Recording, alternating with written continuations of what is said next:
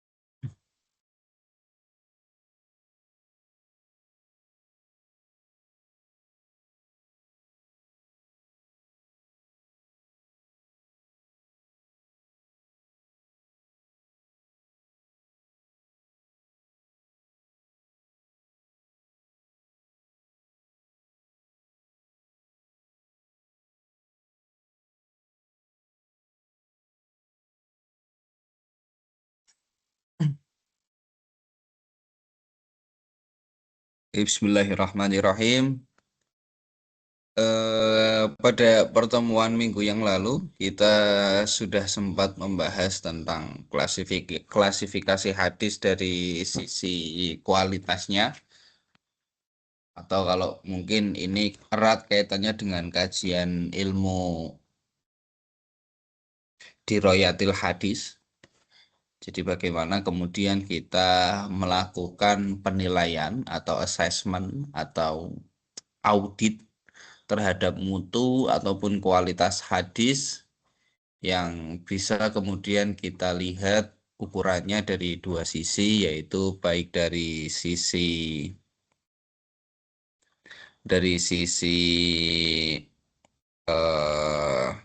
isi atau matan dari hadis tersebut, bisa juga kemudian dikaji dari sisi riwayat atau dari bagaimana kemudian subjek-subjek atau perawi yang terlibat dalam proses penaskahan hadis ini ada, atau mereka bagaimana kualitasnya sehingga hadis yang dimaksudkan itu dapat diterima atau tidak. Pada pertemuan minggu lalu kita mengkaji tentang hadis sahih dan hadis hasan. Dan pertemuan hari ini saya adakan secara online. Kita akan mengkaji apa yang kemudian membedakan ya antara hadis sahih, hasan, dan satu lagi nanti kita akan munculkan klasifikasi yang terakhir disebut dengan hadis dhaif.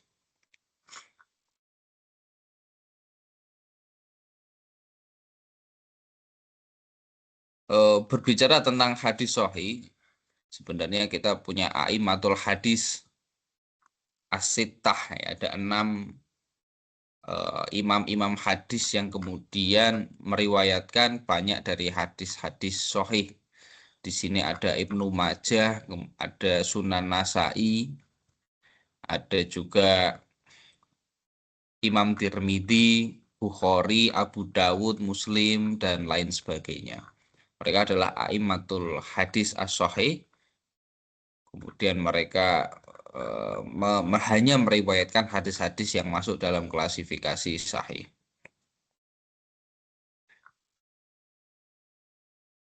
Sedikit merecall pemahaman atau penjelasan tentang hadis sahih, kemudian apa yang dimaksud dari hadis sahih. Kalau misalkan kita ingin kaji sedikit lebih detail, hadis sahih itu kemudian terbagi dalam 2 macam atau 2 jenis. Kalau misalkan kita ingin bagi menjadi 2, itu hadis sahih sebenarnya ada 2 macam. Yang pertama adalah sahih lidzatihi, Dan yang kedua ada namanya sahih li ghairihi. Apa yang kemudian membedakan dua hal ini antara sahih li dzatihi dan sahih li ghairihi? Kemarin kita belajar dalam memahami ilmu hadis, kita belajar tentang hadis sahih, itu kurang lebih minimal dia mempunyai atau mencakupi 5 karakter sifat dari hadis yang masuk dalam kategori sahih. Yang pertama adalah ayyakuna musnadan, ayyakuna mutasilun as-sanad, ayyakuna ruwatu minal udulud dhabitaini, wa ayyakuna wa alla yakuna syadan wa alla yakuna mu'allalan. Mungkin kalau dalam bahasa yang lebih sederhananya, ini kalau saya kemarin gunakan bukunya Muhammad, jadi menggunakan susunan atau mufrodat atau kosakata yang agak berbeda dengan kitab yang saya pakai pagi ini, tapi kurang lebih isinya juga sama.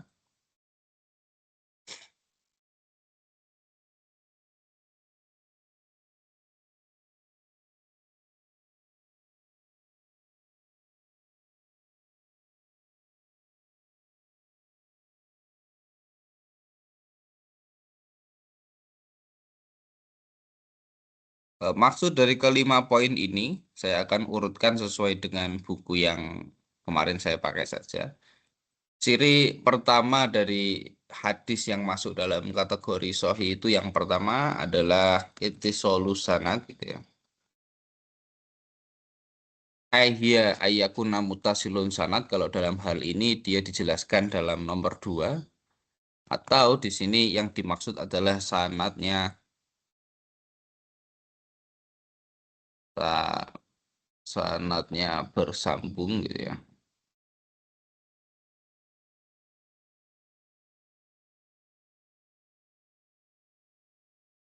Salus sanad atau sanadnya bersambung. Kemudian syarat yang kedua itu adalah eh ada latu ruwah. Hai, dia mempunyai rawi yang adil gitu ya. Para perawinya masuk dalam kategori adil. Sebagaimana adil yang dijelaskan dalam bahasa hadis, bukan adil yang dijelaskan dalam konsep kepemimpinan. Ya, kalau dalam hadis yang dimaksud dengan adil itu adalah ayakuna musliman kholian minal fasaq wa minal ausofi al sikhsiyah wa ingkana sogiron wa ingkana asgur. Yang dimaksud dari konsep adil dalam ilmu hadis itu seorang subjek yang mana dia adalah beragama muslim, kemudian kholian minal fasaq atau terbebas dari kefasikan, juga terbebas dari min ausofis syakhsiyah, terbebas dari sifat-sifat yang cenderung atau memiliki kecenderungan pada keburukan wa ingkana asgur, sekalipun sifatnya itu sekecil apapun itu ya, meskipun sifatnya itu adalah kecil atau sifat yang tidak dominan dalam seseorang, maka ketika eh, dalam diri seorang sahabat muncul mungkin sedikit ria atau kesombongan, atau sedikitnya dia pernah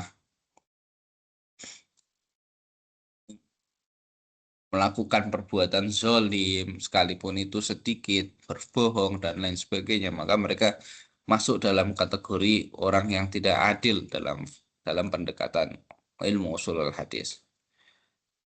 Kemudian ada yang bertanya-tanya kenapa kemudian yang dimaksud adil dalam ilmu hadis ini juga termasuk mereka yang muslim, atau spesifik bahwa para sanad hadis ini wajib kemudian hukumnya mereka beragama muslim atau beragama Islam.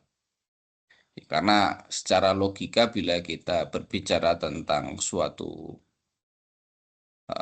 ilmu atau suatu perkara, maka orang yang ada di dalam bagian ya, atau berada dalam number tersebut, tentu jawab perkataan yang disampaikan itu akan lebih bisa dipercaya daripada mereka yang ada di luar dari bagian tersebut. Contohlah kalau misal kita bicara tentang konflik permasalahan dari misinformasi yang terjadi baru-baru ini, yaitu tentang eh, kritik atas feodalisme di dunia pesantren. Yang menjadi masalah utama atau problem utama dari fenomena ini, kenapa kemudian bisa menjadi masalah yang sedemikian besar, itu adalah ketika ada pihak yang mana dia tidak terlibat dalam proses pendidikan di pesantren atau tidak punya pengalaman belajar di pesantren, kemudian mengomentari budaya yang selama ini berproses dalam pendidikan di pondok pesantren. Itu kan menjadi suatu problem bahwa seorang pribadi yang bahasa lainnya exclude ya, atau tidak terlibat di dalam peristiwa pendidikan di pesantren kemudian mengomentari atau mengkritik hal-hal yang kemudian menjadi budaya di dalam pesantren. Ini termasuk sama halnya ketika kita sepadankan dengan orang kafir yang berbicara tentang hadis Nabi. Maka itu hal yang kemudian tidak bisa kita terima secara sahih atau tidak bisa kita terima secara valid langsung. Nah, ini menjadi suatu uh, hal yang perlu kita pahami ketika ingin mengelola informasi. Atau mungkin nanti teman-teman punya jabatan di pemerintahan atau mungkin menjadi dewan dan lain sebagainya, pasti akan punya kecenderungan tidak mempercayai orang yang bukan bagian darinya, gitu. Atau Anda bagian dari sebuah partai, Partai Golkar gitu. Misalkan Anda bagian dari Partai Golkar, kemudian ada orang di luar Partai Golkar yang mengkritik proses, anggaplah proses penyusunan atau pemilihan ketua umum di Partai Golkar adalah seperti itu. Pasti Anda yang ada di dalam partai tidak akan mempercayai omongan itu karena mereka adalah orang yang tidak terlibat secara langsung dalam mekanisme proses di dalam partai. Dan orang yang mengetahui prosesnya secara langsung adalah mereka yang ada di dalam partai. Sehingga omongan yang bisa lebih dipercaya adalah sumber yang merasakan secara langsung. Ini bukan berbicara tentang fakta ataupun berbicara tentang kebenaran. Ini adalah perbincangan yang kaitannya lebih ke arah pengelolaan informasi, bahwa informasi yang lebih bisa diterima dan informasi yang kurang punya kualitas untuk bisa diterima, ini menjadi suatu isu yang diangkat dalam memahami kata adil, ya, adalatul ruwah.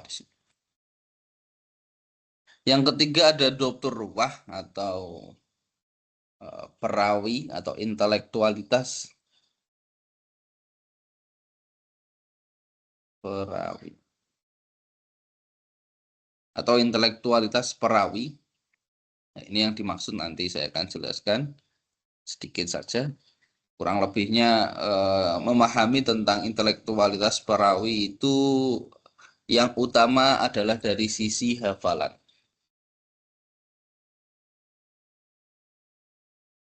Kenapa yang menjadi isu utama dalam mengkaji atau memahami makna dokter ruwah ini dari sisi intelektualitasnya adalah pada level hafalannya, karena memang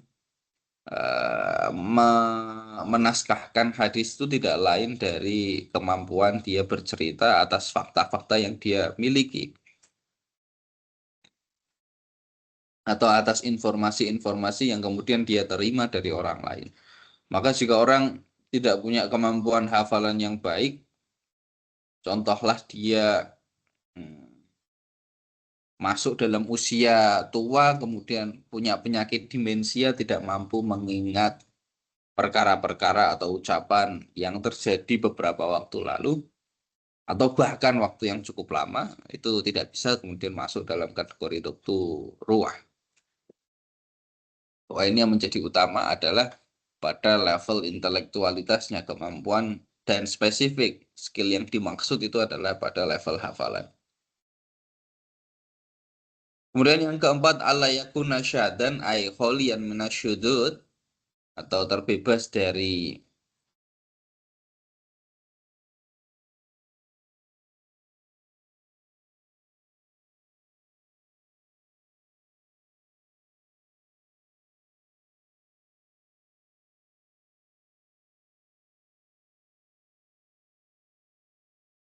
ayakuna kholian minasyad, atau terbebas dari keraguan. Maksud dari terbebas dari keraguan ini adalah suatu sikap di mana ketika seorang menerima informasi, untuk mempercayai informasi tersebut itu sudah tidak ada keraguan yang uh, bisa memunculkan, atau tidak, sudah terbebas dari segala perkara yang mungkin akan memunculkan keraguan dari diri seorang gitu.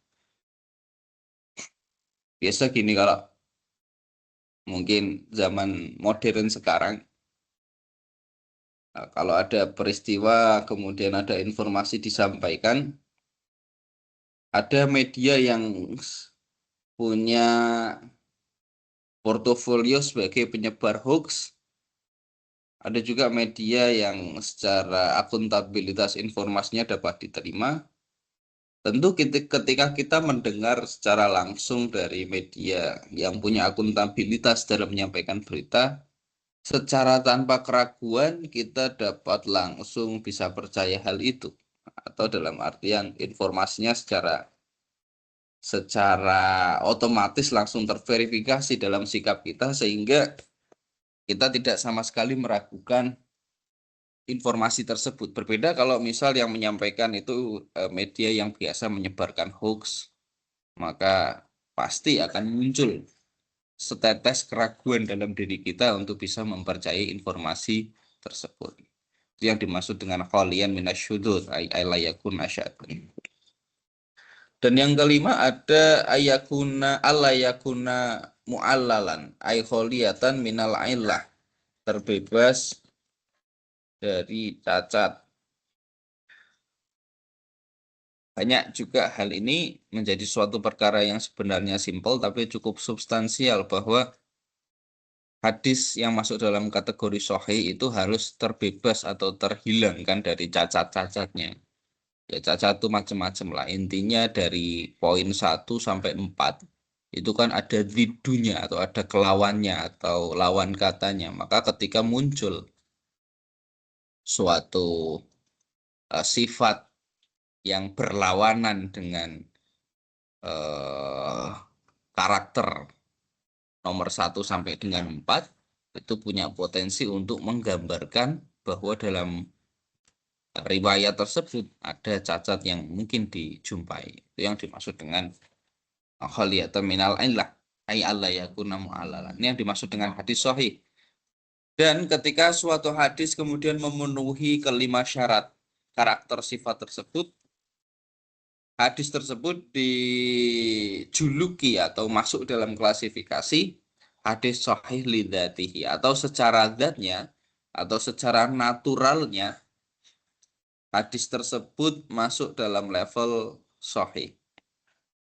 Sebenarnya kalau misalkan kita ingin mudah memahami maksud dari lidzatihi dan li ghairihi, itu ada istilah dalam tahrim, dalam mengharamkan suatu perkara. Itu ada barang-barang yang haram secara zatnya, ada juga haram li ghairihi, atau yang diharamkan karena ada sebab sesuatu tertentu. Contoh haram lidzatihi adalah ketika barang tersebut misalkan adalah babi. babi secara zatnya adalah haram. Artinya, baik itu babi mau dirujak atau mau dibakar, dipanggang, digoreng, atau mungkin dibuat jadi sepatu, dibuat jadi tas, dibuat jadi baju, atau dibuat jadi wangi-wangian dan lain sebagainya. Karena memang secara zatnya babi itu adalah haram, dan sababu haramnya babi itu adalah najasahnya ya, karena dia merupakan suatu perkara yang mutanajis, yang mempunyai unsur najis di sana. Dan beul mutanajis haramun, dan menjual barang yang kaitannya dengan najis ataupun bahkan mengkonsumsinya adalah perbuatan yang haram. Maka sejatinya babi itu adalah haram lidzatihi. Berbeda dengan yang dimaksud dengan haram li ghairihi. Haram li ghairi kaitannya seperti sapi atau kambing, daging sapi, daging kambing, daging ayam. Sebenarnya mereka itu secara zatnya adalah halal untuk dikonsumsi. Namun bila sapi, kambing tersebut sudah berubah menjadi bangkai, atau yang dimaksud dari kata bangkai itu adalah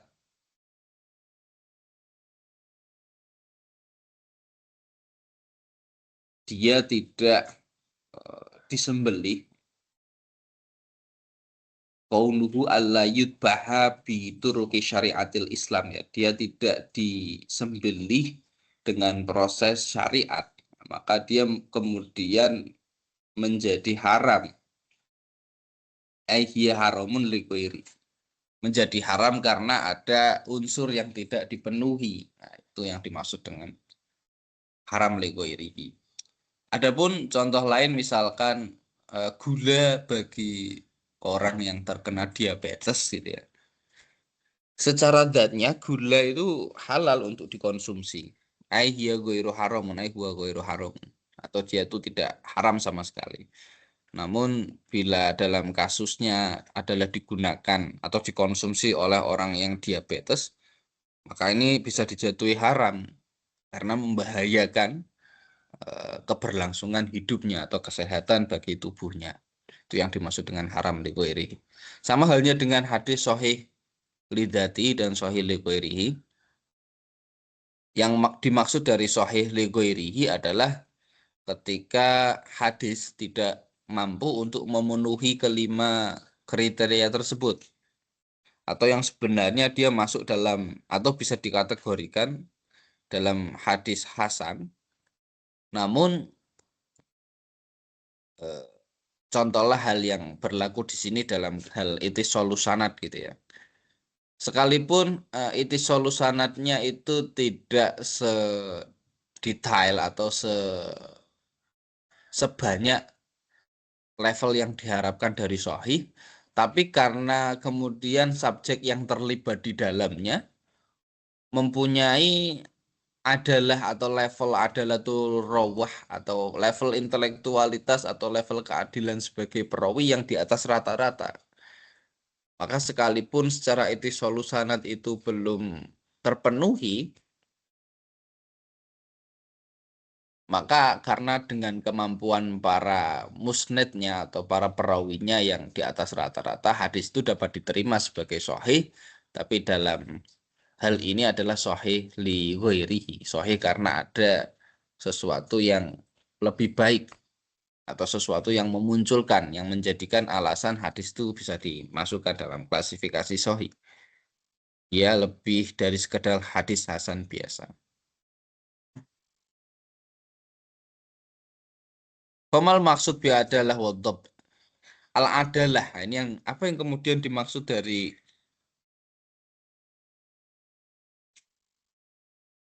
maksud adalah turruah dan dobtur ruah aidak tamamud dabti atau uh, intelektualitas yang jos gitu ya. Al adalah ay al malakah allati tahmilu al mar'u ala mulazamati taqwa wal muru'ah. Jadi apa yang dimaksud dengan al adalah itu adalah suatu karakter al-malakah atau sesuatu yang melekat dalam pribadi seseorang, allati tahmilul mar'u yang membawa seorang pribadi atau seorang individu ala mulazamati taqwa wal muru'ah untuk selalu melazimkan atau menyuburkan ketakwaan dan muru'ah dan kebaikan. Wajtinabul amal as-sayyi'ah dan kemudian menghindarkan dari aktivitas perbuatan yang buruk. Ai misalu dalika minasyirki, sesuatu yang kaitannya tentang kesyirikan, ai fasik, sesuatu yang kaitannya tentang kefasikan, wa bid'ah atau sesuatu yang di luar dari ajaran Islam. Itu yang kemudian difahami dari kata adil. Maka adil itu levelnya sudah bukan lagi asesmen dari hasil ujian, ya adalah itu hal yang melekat dalam pribadi atau sudah masuk bagian dari karakter. Wadzobat dan kaitannya dengan adoptu intelektualitas wa ayah faza arrawi al hadis min syaihihi wa ayah faza, yang dimaksud dari dobat itu adalah arrawi ai huwa rawi atau seorang perawi, dia menghafal al hadis min syaihihi atau sumber hafalan hadisnya itu langsung dari syekhnya atau dari gurunya. Maka ini yang kemudian menjadi hal penting untuk difahami tentang eksistensi seorang guru kepada muridnya, bahwa untuk kemudian masuk dalam level dobit, bahkan si perawi ini harus mendapatkan atau memverifikasi kualitas hafalannya kepada gurunya secara langsung.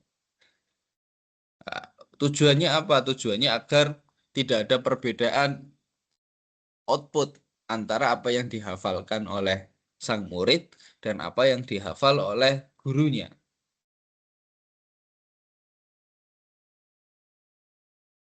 Wa yu'ihi bihaisu idha haddasa bihi anhu haddasa bihi alal wajhil ladhi sami'ahu alaihi.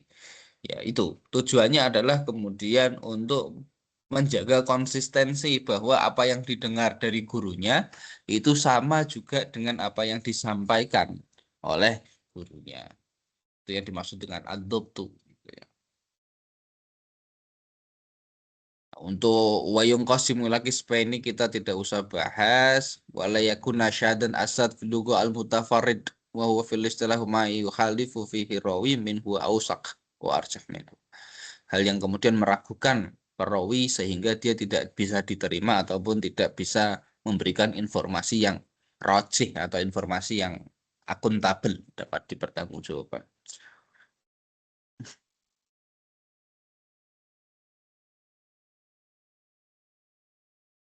Awalu mani tanah bijami hadis an-nabawi asyarif. Awal tanam bijami al-ilmi bermakna tadwin Muhammad bin Muslim bin Abdullah Syihab Az-Zuhri al-Madani. Ini adalah para ulama-ulama yang terlibat dalam tadwin hadis. Saya kira tidak usah dikaji. Ada a'immatul hadis, ada Sahih Muslim, Sunan An-Nasai, ini ya. Ada Sunan Ibnu Majah, wa Abu Abdullah Muhammad bin Yazid bin Majah. Ada Muwatta Imam Malik, dan lain sebagainya. Kemudian kita akan berbicara tentang hadis hasan. Tarifuhu wa ma ustufa syurutus sihati illa anna ahadu ruwatihi au ba'duhum duna rawi as-sahih fid dhabti bima la yakhrujuhu an haizil ihtijaj bihadisihi ayutlaqu bihad hasan lidatihi.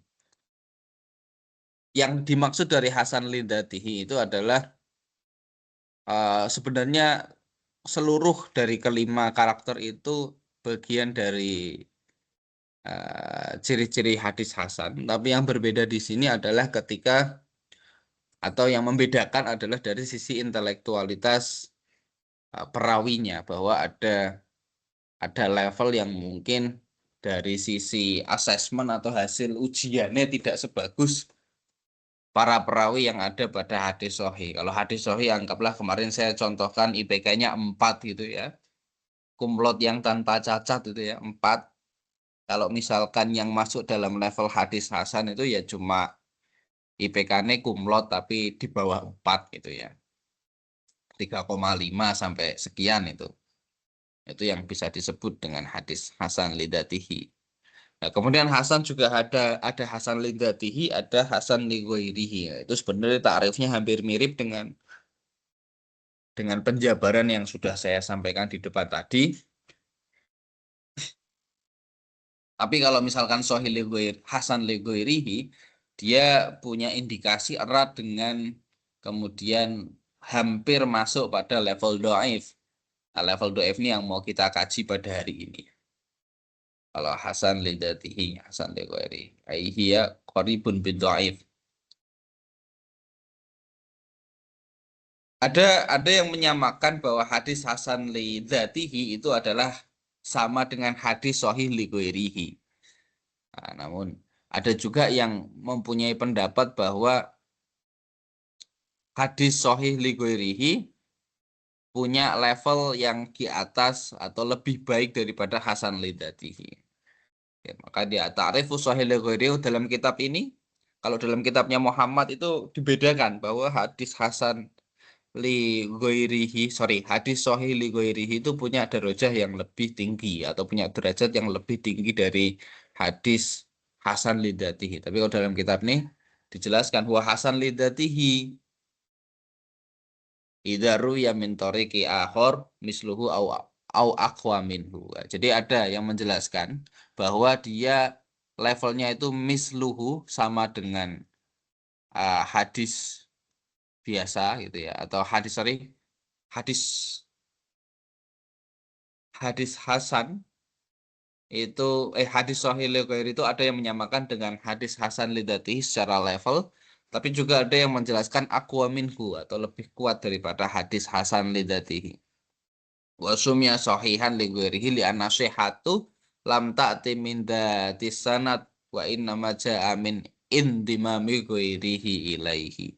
Ya, jadi kenapa kemudian sebenarnya kalau yang dipermasalahkan dalam hadis hasan dan sahih itu adalah ketika ada kualitas sahih dari sisi isnadnya atau dari sisi dokter ruwahnya yang tidak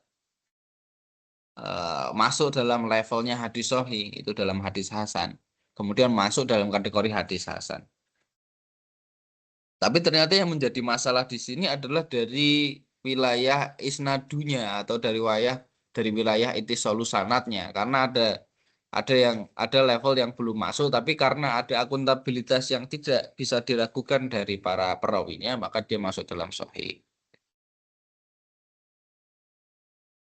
Daru ya mentoreken akhor mislahu auru ya bi isnadin akhor bi misali fi quwwah ay aqwa minhu sahihan lidatihi wa sumiya sahihan li ghairihi ay hadis bi jami'ut tariqaini la nasih tati min dati sanad ay la li anna al hukmu alaihi min haitsu asihah lam ta'ti bi atibari sanadin wahid wa inna ma ja'as min ittima misalnya.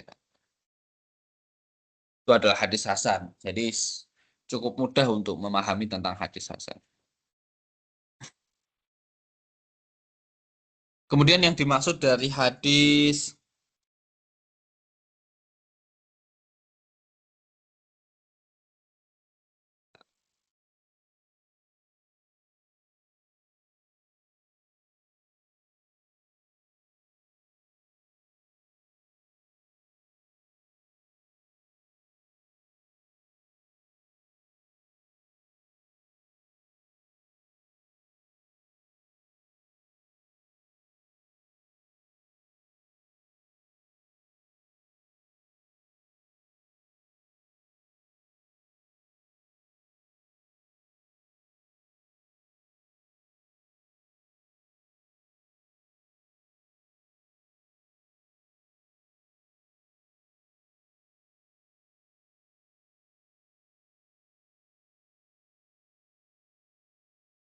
sekarang ta'arif dari hadis dhaif.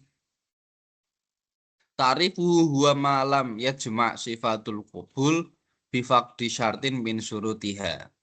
Atau hadis yang dia tidak mampu memenuhi seluruh persyaratan atau sifat-sifat karakter sehingga dia masuk dalam kategori hadis sahih atau hadis yang dapat diterima. Bifaqdi syartin min syurutiha. Dan penyebab dari tidak mampunya kubul ini adalah karena ada syarat atau salah satu syarat dari kelima syarat tersebut yang hilang. Apa syarat kelima tadi ya? Al-isnad ila nabi di solusanat, nah ini seperti yang dijelaskan ini ya. Dhabtur ruwah adalah turwah wa dhabtuhum intifaul ailah wa intifaul syudud. Bifaqdin syartin min syurutihi ya. Ay min syurutil kubul atau hilang. Faidha faqoda asyartul awal kharaja an kaunihi mansuban ila nabi sallallahu alaihi wasallam nisbatuhu ila ahadis sahabi au tabi'i au man dunahu. Di sini ada al-isnad ilan Nabi sallallahu alaihi wasallam ittisalu sanad ya. Sebenarnya kalau kita pakai referensi yang lama, ittisalu sanad itu harus menginduk dari Kanjeng Nabi. Kalau misalkan tidak ada rawi yang dari jajaran rawi itu tidak ada satupun atau rawi yang paling sepuh itu tidak mendengarkan dari Kanjeng Nabi, atau mungkin dia hanya mendengar informasi tersebut dari sahabatnya, maka di sini dapat dipastikan bahwa tidak terjadi ittisalu sanad kepada Kanjeng Nabi, bahwa sanadnya itu tidak terhubung secara jelas kepada Kanjeng Nabi. Dan dalam hal ini hadis langsung jatuh dalam kategori dhaif. Fa idza faqada syurutul awal, ketika dia masuk atau hilang nih ittisalu sanad kepada Kanjeng Nabi itu tidak dijelaskan karena mansuban ilan nabi itu tidak ada buktinya, maka nisbatuhu ila ahadis sahabi, maka hadis tersebut levelnya langsung turun bahwa ini bukan nisbahnya dari Kanjeng Nabi sehingga tidak bisa dianggap sebagai hadis sahih.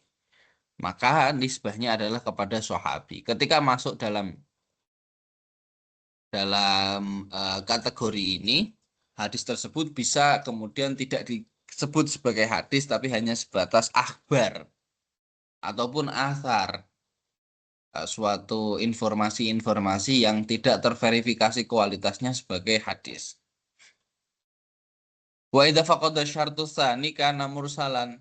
Kalau misalkan dalam ittisalu sanadnya atau pada level perawinya yang menjadi masalah gitu ya, karena mursalan, maka hadis ini sebenarnya masih bisa diterima. Fa idza faqda syartil awal, atau maksud dari bisa diterima itu ketika dia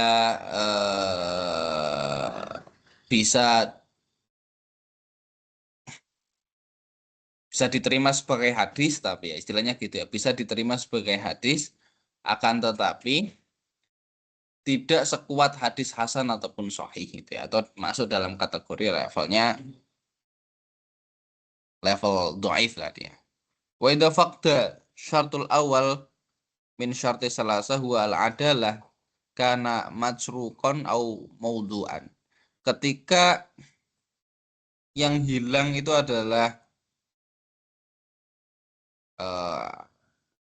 bagian dari adalatur ruwahnya ini, bahwa ketika perawinya itu tidak masuk dalam kategori orang yang adil, atau dia sudah valid kafir misalnya, atau valid orangnya itu suka berbohong atau suka berbuat maksiat, karena matsruqan au maudhu'an, maka hadis itu langsung masuk dalam kategori hadis yang harus dihindari, au yakuna maudhu'an, atau menjadi hadis yang masuk dalam kategori hadis yang palsu. Jadi itu kenapa pada hadis sahih li ghairihi, dia ketika pada level adalatu wa dhabtur ruwahnya ini punya kualitas yang di atas standar, dia punya kelebihan yang di atas semua level para ulama, sekalipun ada kendala dalam isnadu, maksudnya dalam hal itu solusanatnya, dia tetap bisa masuk dalam kategori sahih, karena ini menjadi faktor yang paling menentukan kualitas dari hadis tersebut. Pada dalam hal ini, ketika kemampuan kompetensi dokter ruwah dan adalatur ruwahnya itu tidak sebaik sohih aja langsung masuk level hasan, apalagi yang di luar itu. Corone yo IPK-nya sudah di bawah standar lah gitu ya, di bawah mungkin di bawah 3 atau berapa itu, maka suatu hadis yang harus ditinggalkan, ya hadis maudhu atau hadis palsu. Faedah fakoda asyartus sani min syartis salis. Kemudian ketika yang hilang atau yang syarat yang hilang itu adalah dari masalah dokter ruwah, karena dhaifan matrukon au maudhu'an bihasbi qillati dokter ruwah. Maka dia sejatinya levelnya akan sama dengan hadis maudhu, seperti mana yang berlaku pada ketika ada latur ruwah gitu ya, ketika pada level ketika pada level ya karena qillati dokter ruwah, karena kemampuan hafalannya itu rendah, maka itu yang kemudian menjadi permasalahan. Ya, tadi yang saya maksud dengan adalatur ruwah itu ketika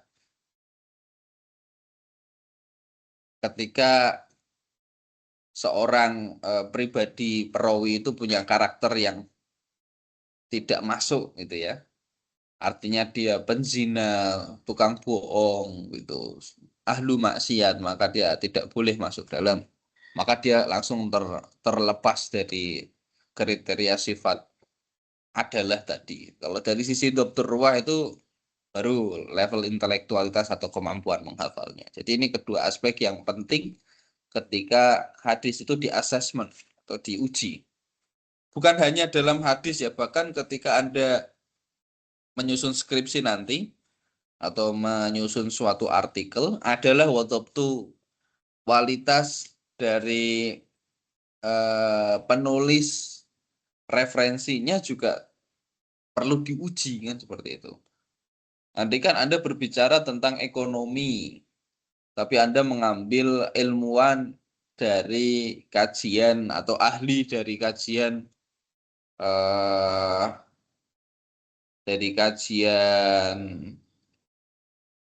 teknik mesin misalkan, kan tidak nyambung kan gitu, berbicara tentang teknik mesin dan ekonomi kan gitu.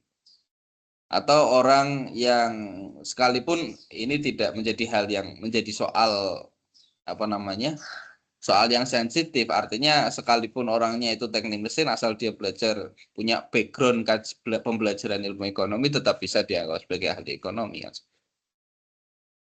Ya seperti itulah kurang lebih lah. Silakan dicari contoh yang mungkin bisa mudah Anda pahami gitu.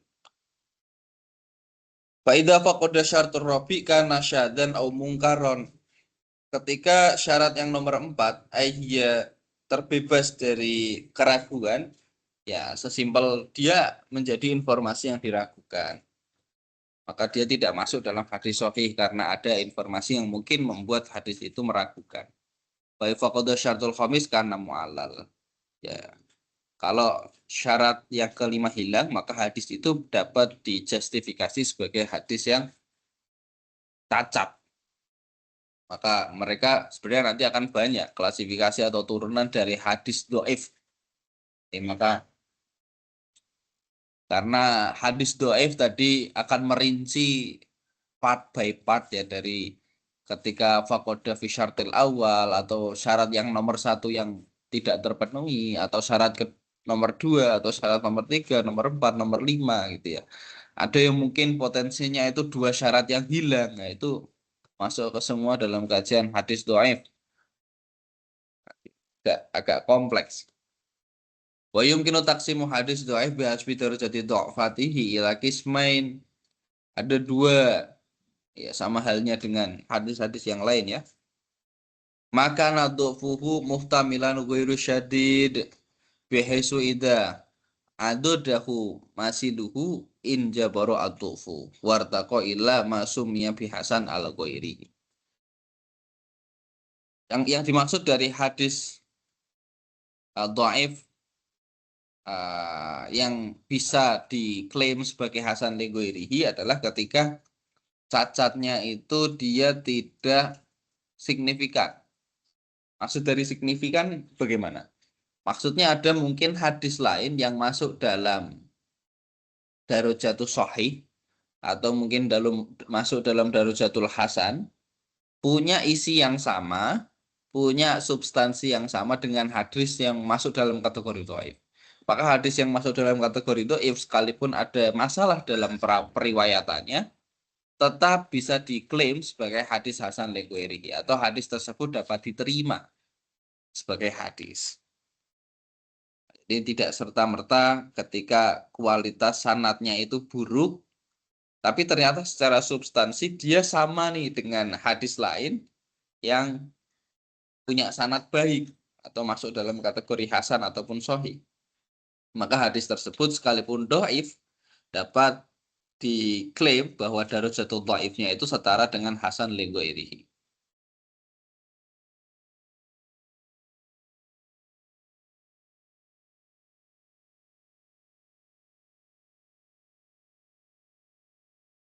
Wasani makana dhafuhu syadidan ghairu khafifin fala yufidahu al mutaba'ah. Dan yang kedua ketika dhaif wis ora ketulungan gitu ya, sudah tidak bisa ditoleransi. Toleransi benar ya, toleransi. Maka ya sudah, fala yufidahu al mutaba'ah. Maka kita mau ngikuti hadis tersebut sebagai sumber ya nggak punya akuntabilitas sama sekali kan. Wa huwa makana rawiyahu mutahiman au kadiban.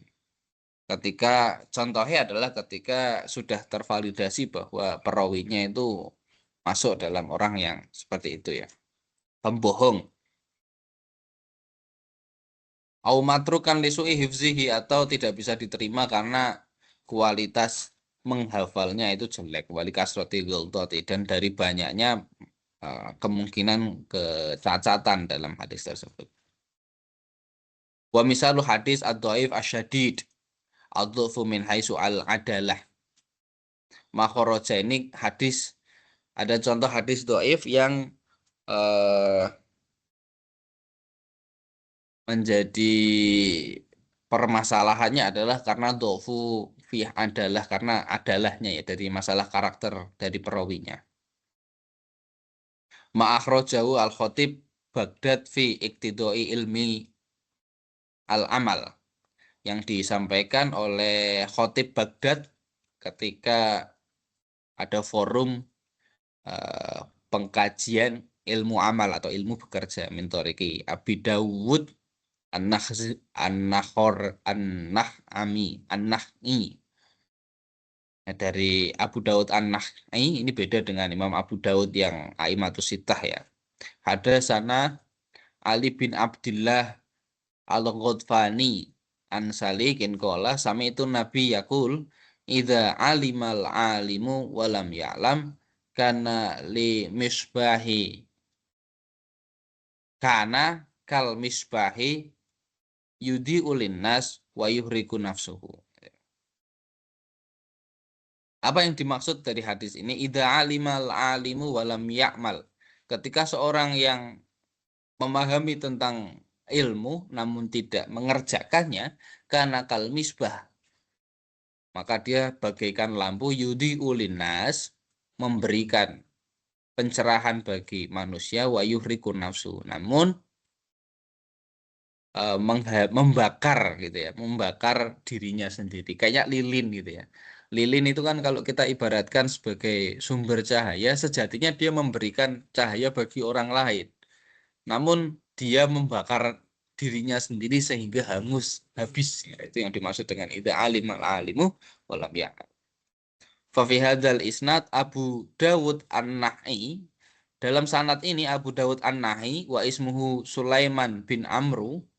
Qala Imam Ahmad kana yudha'if yad'ufu al hadis wa qala Ibnu Muayyan kana aktabun nas. Jadi si Abu Dawud Nahi ini, An-Nahi ini, dia diklaim oleh Ibnu Mu'in karena aktabun nas, sebagai orang yang pembohong atau pendusta paling akbar di dunia ini atau paling besar di dunia ini. Wa qala marratan ma'rufun biwadil hadis. Maka hadis tersebut wa qala maratan ma'rufun biwatil hadis.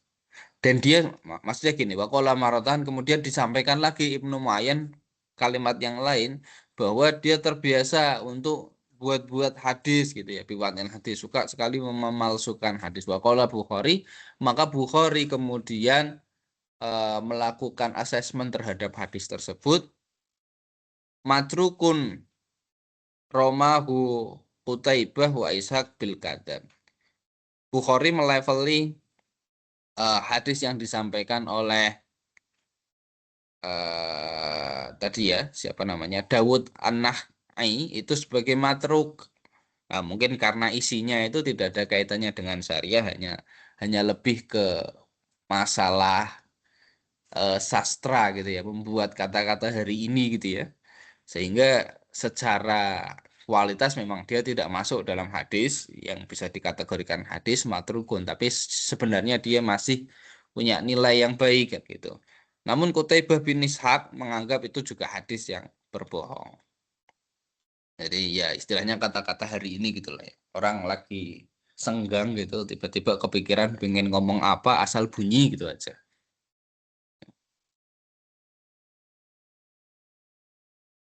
Itu adalah ketika yang menjadi masalah adalah turuah, karena di sini Abu Dawud An-Na'i itu adalah subjek yang suka berbohong gitu ya.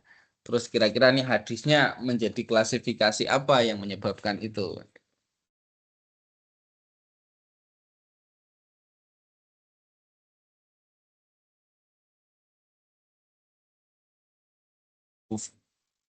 Wa misalu li hadis ad-dhaif asyadid ad-du'fi bisa babi du'fur ruwatihi haisu ad-dubtu min haisu ad-dubtu. Kalau yang pertama tadi adalah penyebabnya karena karakter atau pribadi dari perawinya. Kalau yang nomor dua ini karena dari sisi keintelektualitasannya, gitu ya, dari sisi kemampuan keilmuannya atau kemampuan dalam menghafal. Ma akhrajahu Abu Naim fi Khilyatil Auliya, gitu ya, min tariqi Abdullah bin Khubayk hadasana Yusuf bin Asbad an Muhammad bin Ubaidillah al-Arzami an Sofwan bin Sulaim bin Salim an Anas bin Malik qala kana Rasulullah sallallahu alaihi wasallam. Ini ngendikan ya manusia apa, para perawi di sini ada Abu Naim, ada Abdullah bin Khabib, ada Yusuf bin Asbad, ada Muhammad bin Abdullah Al-Arzami gitu ya. Ada juga Sofwan bin Salim, ada Anas bin Malik. Karena Rasul yukrihu al-kayyu wa tu'amu al-har wa yakulu alaikum bil barid fa innahu du barokatin Allah wa innal har la barokatan fi. Dalam hadis ini dijelaskan karena Rasulullah SAW, Kanjeng Nabi, yukrihu al-kai wa tu'am, membenci cemilan dan to'am dan makanan al-har yang panas. Bikaulin Nabi alaikum bil barid, sebaiknya kalian makan makanan yang dingin gitu ya. Fa innahu du barokah, sejatinya makanan yang dingin itu mengandung keberkahan. Allah wa innal har la barokatan fi, dan sesungguhnya makanan yang masih panas itu tidak ada keberkahannya. Fil isnad Muhammad bin Abdullah al-Arzami huwa matrukul hadis. Nah, si Muhammad bin Abdullah al-Arzami ini dia teridentifikasi sebagai min jihati hifzihi, orang yang terbelakang dari sisi kemampuan menghafalnya. Faqad kana minas sholihin, tapi dia adalah orang yang sebenarnya soleh. Tapi kualitas menghafalnya sangat buruk, sekalipun dia orangnya sebenarnya adalah soleh atau orang yang baik. Fakana yuhdisu min hifzihi fayati bimala yutabi'ahu alaihi athiqat fatarakahu ahlul ilmi. Karena dia itu memberikan atau meriwayatkan hadis dengan kemampuan yang lemahnya gitu ya, sehingga tidak bisa kemudian diterima kebenaran dari hadis tersebut. Tapi ya nggak masuk akal juga tuh ya. Masuk ketika apa makan makanan yang masih hangat tuh kan malah sebenarnya lebih menambah kenikmatan dari makan itu ya ketimbang makan makanan yang sudah dingin ya seperti itu.